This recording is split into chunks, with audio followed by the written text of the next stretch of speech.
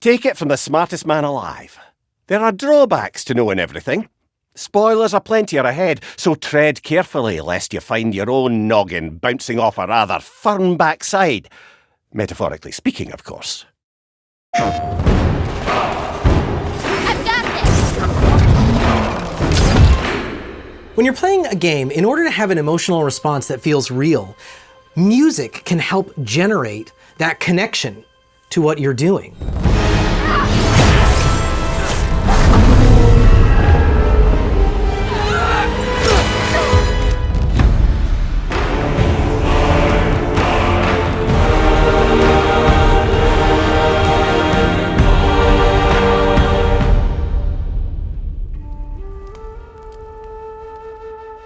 My name is Bear McCreary. I'm the composer for God of War Ragnarok.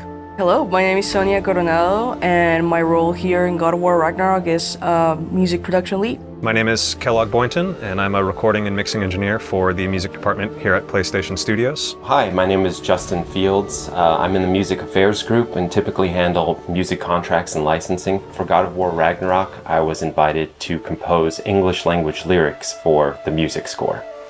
Composing music for a video game begins in my studio, in my head. I want to come up with themes that will resonate, melodies that gamers will be able to take with them on this journey. From there, it involves a lot of people. My main goal for this game is to make an interactive music experience for the players so they feel really immersed in the world of God of War through music. My role on the production for the music of God of War was to help oversee the recording sessions, working with our external engineering partners, both over in London and over in Iceland, working with them on mic choice and placement, providing them any details that they may need, as well as being able to mix some of the score. The music group at PlayStation strives to leave no creative stone unturned, and composing lyrics for the score and translating those to Old Norse was an opportunity for us to lend an air of authenticity that will help bring the players into the realm and world of God of War Ragnarok. Well, I'd recognize that dour expression anywhere. As a composer and as a fan, I want to go into a sequel and hear something that gives me exactly what I want and exactly what I don't know that I want. What do I want as a fan? The same thing. I want to hear that same theme again.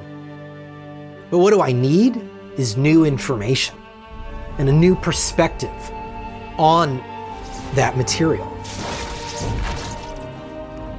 I think my initial challenge in facing God of War Ragnarok was in trying to match, ultimately exceed the scope of my score for God of War. When I read the script for Ragnarok, the story was expanding. The roster of characters, the realms, everything was bigger and simultaneously needed to be as emotionally immediate.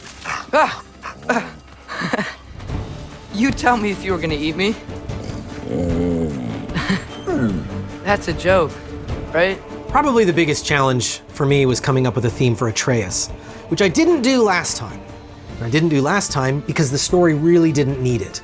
I had a theme for his mom, I had a theme for his dad, and the game was about his relationship with those two entities. God of War Ragnarok was different. I needed a theme for Atreus. And I struggled with this one. I went through many drafts. Finally, I came across an idea of using the Nordic folk instruments predominantly to be his theme, to pull back on the orchestra and almost get rid of it. And I got a really small group of strings, just 5 strings, had them start chugging away. Dun, dun, dun, dun, dun, dun, dun, dun, dun, dun, dun, dun. It was small and tight, like a rock track. And then I brought in a nickel harpa and a Hardinger fiddle and wrote this theme for them that was quite literally the Kratos theme turned on its head. Instead of bum, bum, bum, bum, bum, bum, I just turned it around. Bum, bum, bum, bum, bum, bum, bum. It's telling you twice in a row. Twice in a row it tells you, hey, this is the Kratos theme, but it's backwards. And I pitched it like this. I said, Atreus' theme has got to be scrappy, it's got to be smaller. He's growing up. We don't want it to be as big and ominous and powerful and slow as the Kratos theme. It's got to be different. So it's going to be a little smaller. And I hit play.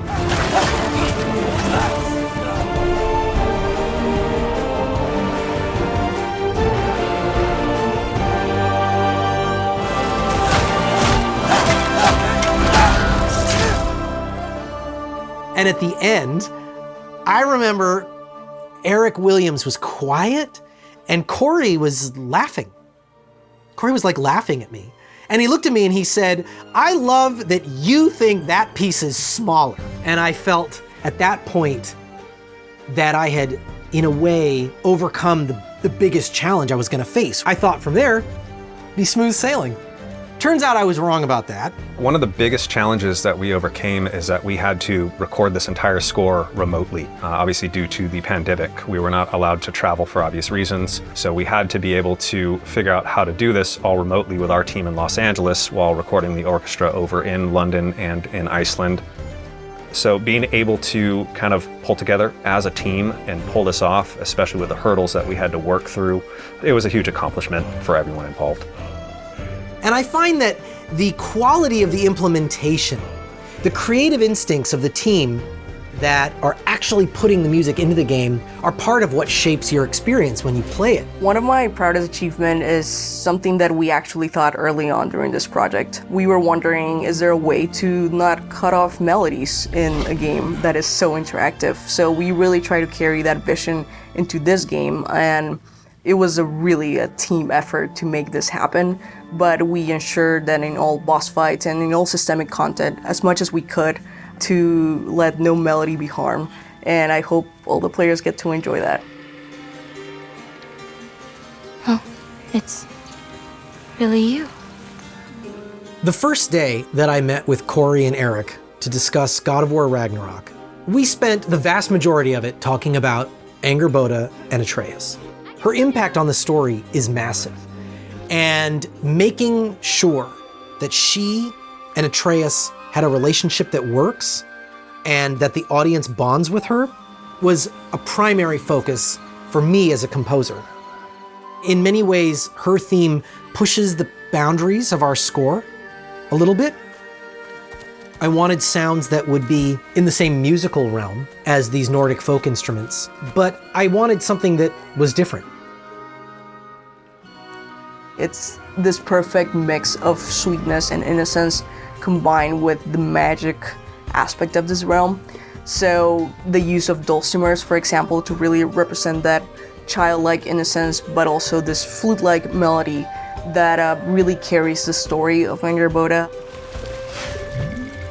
So this unique wooden flute comes in, playing her melody. And her melody is closely connected to the Atreus tune. The first 5 notes are the same. Da da da da da.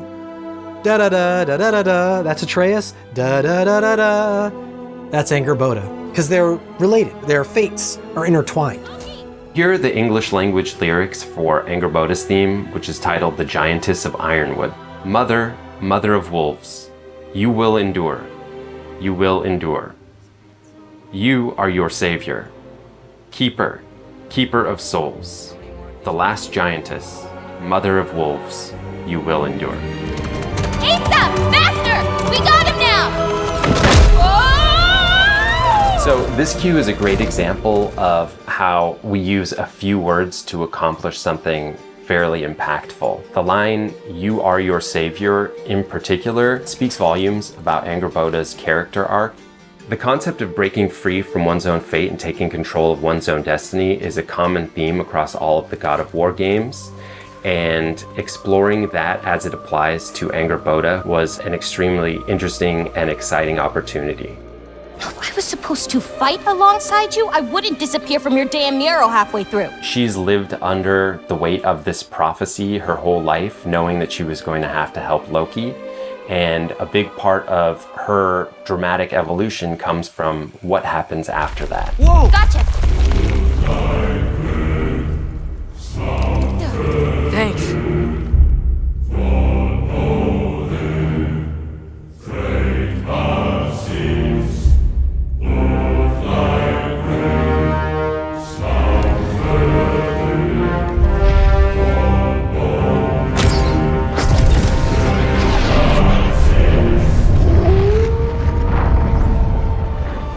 So I think the aspects that I'm most excited for the players to experience are actually the music for each realm. Hearing how the music and themes elevate the experience. The way that we've been able to tell a story through music. Perfect. Really excited for players to be able to experience all of that. Everybody on the music team, the sound team, and all of the writers and cast that I interacted with.